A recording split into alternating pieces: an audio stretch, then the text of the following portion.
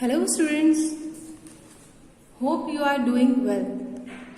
So today we are going to study our next lesson called Go and Come, यानी जाना और आना. ठीक है? So here we start. Once there was a little boy who lived in a pretty little cottage. Cottage किसको बोलते हैं? A small simple house, है ना. एक छोटा सा बहुत सिंपल सा घर जो होता है उसको कॉटेज बोलते हैं. और ये जो कॉटेज होता है वो अक्सर कहाँ होता है? विलेजेस में होता है, गांव में नजर आता है, देखने को मिलता है. ठीक है. Once there was a little boy who lived in a pretty little cottage. यानी कि एक बार की बात है कि एक छोटा सा बच्चा था, लड़का था, वो कहाँ रहता था? छोटे से कॉटेज में रहा करता था. There was a lovely garden around the cottage. और जो कॉटेज था उसके पास में एक क्या था? बहुत खूबसूरत सा एक गार्डन था. Different kinds of plants grew in the garden. और आप जानते ही होंगे कि गार्डन में बिल्कुल अलग अलग तरह के बहुत डिफरेंट काइंड्स ऑफ प्लांट्स हमको देखने को मिलते हैं, है ना. सिर्फ एक ही गार्डन में एक ही प्लांट कोई होता है कि नहीं? बहुत अलग अलग तरह के प्लांट्स होते हैं. तो इसी तरह जो ये छोटे बच्चे का जो घर था वहां पर एक गार्डन था और गार्डन में बहुत अलग अलग तरह के प्लांट्स थे. And so there was a lot of work to do there, है ना. और बहुत सारे प्लांट्स होने की वजह से वहां पर जो काम होता था वो भी बहुत ज्यादा होता था. The plants had to be watered every day. आप जानते हैं कि प्लांट्स को किस चीज की जरूरत होती है? पानी की जरूरत होती है. इसलिए ये जो प्लांट्स थे उनको हमेशा रोजाना उनको पानी देना पड़ता था. They had to be given manure from time to time. अब मैन्योर किसको बोलते हैं? Material mixed with soil to help plants grow. यानी कि ऐसे मटेरियल जो हम मिट्टी में डालते हैं. क्यों डालते हैं? ताकि जो हमारे प्लांट्स है वो बहुत अच्छी तरह से ग्रो हो सके, जिसको खाद बोलते हैं, खत बोलते हैं, ना. तो उनको क्या करना पड़ता था? टाइम टू टाइम, यानी कि एक वक्त से दूसरे वक्त तक उनको मैन्योर देना पड़ता था. अंदर सॉइल के अंदर खाद डालनी पड़ती थी ताकि जो गार्डन में जो भी प्लांट्स ग्रो हो वो बहुत अच्छी तरह से ग्रो हो, बहुत हेल्दी रहे. यहां तक समझ में आ गया? ठीक है. They had to be cut and pruned at the right time. और उनको क्या करना पड़ता था? उनको कट करना पड़ता था. और अब ना pruned, what is the meaning of pruned? Cut off dead or unwanted parts of plant. Pruned यानी कि जो unwanted parts रहते हैं प्लांट के उसको कट करना. तो गार्डन में क्या क्या करना पड़ता था? पानी देना पड़ता था, खाद डालनी पड़ती थी गार्डन में और उसको कट करना पड़ता था. Pruned at the right time. जो बेजान पत्ते होते थे या फिर ऐसे झाड़ होते थे जो हमको जरूरत नहीं है तो उनको निकाल देना पड़ता है. तो ये सारे काम कहाँ करने पड़ते थे? गार्डन में करने पड़ते थे.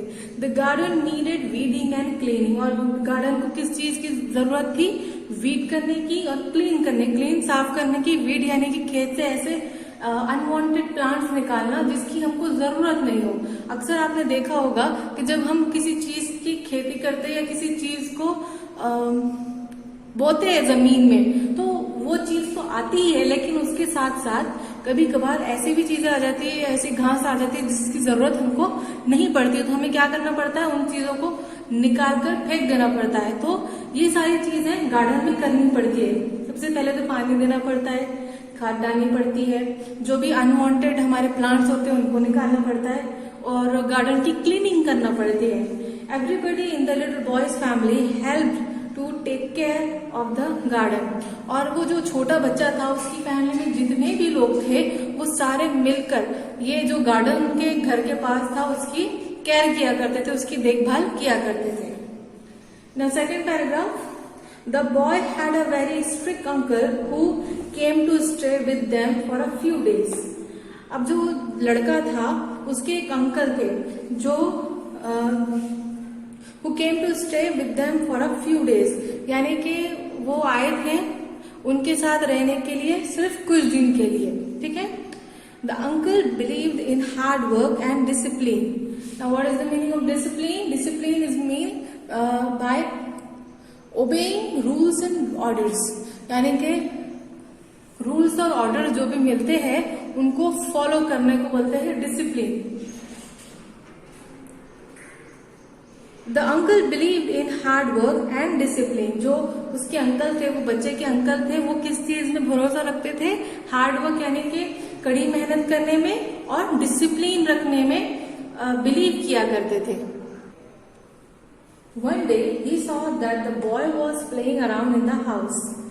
अब एक दिन की बात है, फिर क्या हुआ कि वो अंकल ने क्या देखा कि जो लड़का था वो क्या कर रहा था? उनके घर के अतराफ में खेल रहा था. Little boy said the uncle, यानी ये छोटे लड़के, you would be far better at work, your garden needs weeding sadly, go now and weed it like a good child. Sadly यानी बैडली वेरी मच. कि वो अंकल क्या कहने लगे कि ए लड़के, तुम वर्क पर ज्यादा, तुम काम पर ज्यादा अच्छे लगोगे, जाओ और गार्डन की क्लीनिंग करो, वीडिंग करो, क्योंकि तुम्हारे गार्डन को वीडिंग की सख्त जरूरत है. ठीक है. But the little boy did not feel like weeding that day. लेकिन जो छोटा लड़का था वो नहीं चाहता था कि उस दिन वो वीडिंग करे. किस चीज की वीडिंग करनी थी? गार्डन की वीडिंग करनी थी. वो चाहता था कि वीडिंग करना नहीं चाहता था वो. It can't do it he said. और उसने क्या रिप्लाई किया? वो छोटे से लड़के ने अंकल को क्या रिप्लाई किया? आई कांट डू इट, यानी मैं नहीं कर सकता. Oh yes you can said the uncle. और अंकल ने क्या किया कि हाँ तुम कर सकते हो. Well I don't want to, not just now said the little boy. अब वो छोटा लड़का था, उसने क्या कहा कि well I don't want to, not just now, कि मैं नहीं करना चाहता और अभी तो बिल्कुल भी नहीं करना चाहता. But you must said his uncle. और उसके अंकल ने क्या कहा? हालांकि तुम नहीं करना चाहते लेकिन तुमको करना ही होगा. अब वो जोर जबरदस्ती वो बच्चे पर करने लगे. Don't be naughty but go at once and do your work, this is an order, get up and go. और वो क्या कहने लगे? डोंट बी नॉटी यानी शरारत बिल्कुल मत करो, but go at once and do your work, और एक बार जाओ और अपना काम पूरा कर कर आओ. दिस इज एन ऑर्डर, ये मेरी तरफ से तुम्हें ऑर्डर है. गेट अप एंड गो, उठो और जाओ. कहाँ जाने की बात हो रही है? गार्डन में. किस लिए जाना है? वीडिंग करने के लिए. और किसको कह रहे हैं अंकल? वो जो छोटा सा लड़का था उसको. ठीक है. The uncle was himself a hard working man.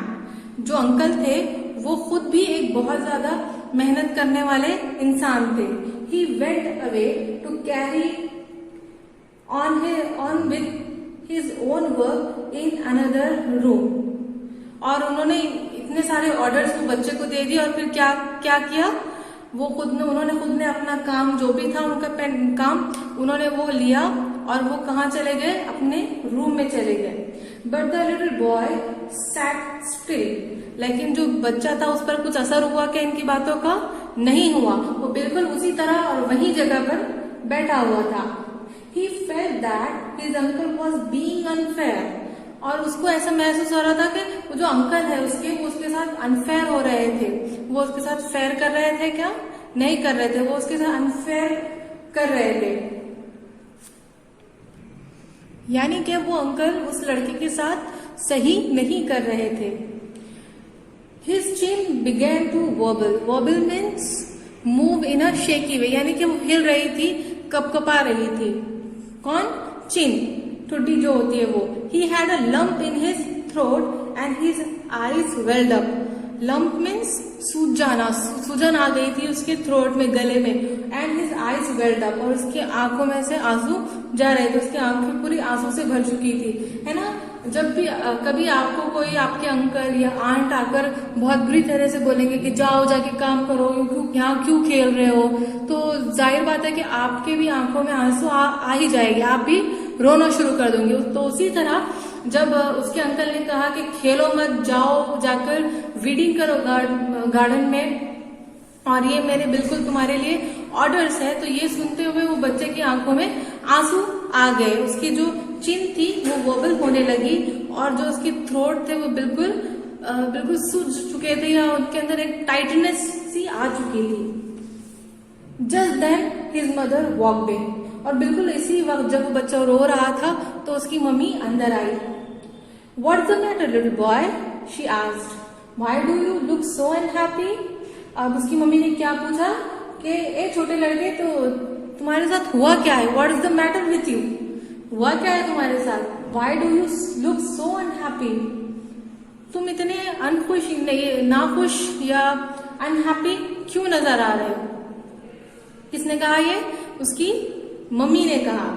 Uncle told me to weed the garden said the little boy, और वो छोटे लड़के ने क्या कहा कि अंकल ने मुझे गार्डन को वीड करने के लिए कहा, गार्डन से जो भी प्लांट्स अनवांटेड थे वो हटाने के लिए कहा है। ओह सेड हिज मदर, अब उसकी मदर ने क्या कहा, ओह ये एक्सक्लेमेशन मार्क है, जब हमको कोई सरप्राइजिंग सी चीज नजर आती है या दिखती है या सुनने में आती है तो हम ऐसे एक्सप्रेस करते हैं ये सारे वर्ड, ये भी एक एक्सक्लेमेशन वर्ड है। What fun that will be, अब उसकी मम्मी क्या कहने लगी, तुमको गार्डन वीड करने के लिए कहा गया, ये तो बहुत फन की बात होगी, इसमें ये तो अब तो ये करने में यानी कि वीडिंग करने में बहुत मजा आएगा।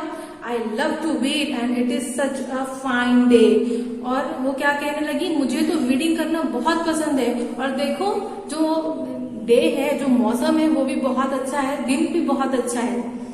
Can I come and help you to weed, अब उसकी मम्मी क्या कहने लगी कि क्या मैं तुम्हारे साथ आ सकती हूँ और तुम्हारे साथ वीडिंग कर सकती हूँ। किससे कहा, वो छोटे लड़के से कहा। Why yes said the boy, और वो क्या कहने लगा, क्या सच्ची में आप मेरे साथ आओगी, हाँ बिल्कुल चलो मेरे साथ। अब वो दोनों कहाँ जाने वाले थे, गार्डन में जाने वाले थे वीडिंग करने के लिए। Come let's do it now said his mother, और उसकी मम्मी ने क्या कहा, चलो जल्दी आओ मेरे साथ, हम ये काम वीडिंग करने वाला साथ में मिलकर करते हैं। The boy got up readily and went outside with his mother. अब जब उसको ये मालूम पड़ा कि उसकी मम्मी भी उसके साथ काम करने वाली है, वीड करने वाली है गार्डन में, तो वो बिल्कुल रेडीली बाहर आ गया अपनी मम्मी के साथ। Readily means quickly and without any difficulty. अब उसको कोई परेशानी हो रही थी कि वीडिंग करने में बिल्कुल भी नहीं हो रही थी। क्यों? क्योंकि उसकी मम्मी को वीडिंग करने वाला काम बहुत पसंद था, और दूसरा रीजन ये भी हो सकता है क्योंकि उसकी मम्मी उसके साथ काम करने वाली थी, इसलिए भी वो बहुत ज्यादा खुश था। अब उसको कोई डिफिकल्टी हो रही थी क्या? बिल्कुल भी नहीं हो रही थी। वो अब तो बिल्कुल बहुत ज्यादा खुश था। क्यों? क्योंकि उसकी मम्मी उसके साथ वीड करने वाली है। ठीक है। The two of them weeded the garden beautifully and had a very good time together. Two of them यानी कि दोनों भी, मम्मी भी और उनका बॉय भी, उनका बेटा भी, सन भी। ठीक है। The two of them weeded the garden beautifully. उन्होंने दोनों ने मिलकर क्या किया? गार्डन को वीड किया बहुत अच्छी तरह से। And had a very good time together, और दोनों ने एक दूसरे के साथ बहुत अच्छी तरह से टाइम पास किया, दिन गुजारा, अपना टाइम गुजारा। Working and chatting and laughing. क्या क्या किया? वर्क किए, है ना, वीड किए ना उन्होंने, तो ये वर्क ही था ना। वर्क किए और क्या किया? चैटिंग में talking in a friendly way, है ना। उसकी मम्मी कितनी अच्छी तरह से उससे बात कर रही थी, तो बिल्कुल उन्होंने वैसे ही किया। गार्डन में वर्क किया, एक दूसरे के साथ बहुत अच्छी सी चैटिंग की और हंसने लगे। हंसते हंसते उन्होंने सारा जो गार्डन था वो वीड कर दिया। तो इस तरह हमारा आज का ये लेसन यहाँ पर खत्म होता है। उम्मीद है कि आपको ये लेसन बहुत अच्छी तरह से समझ आया होगा। Thank you.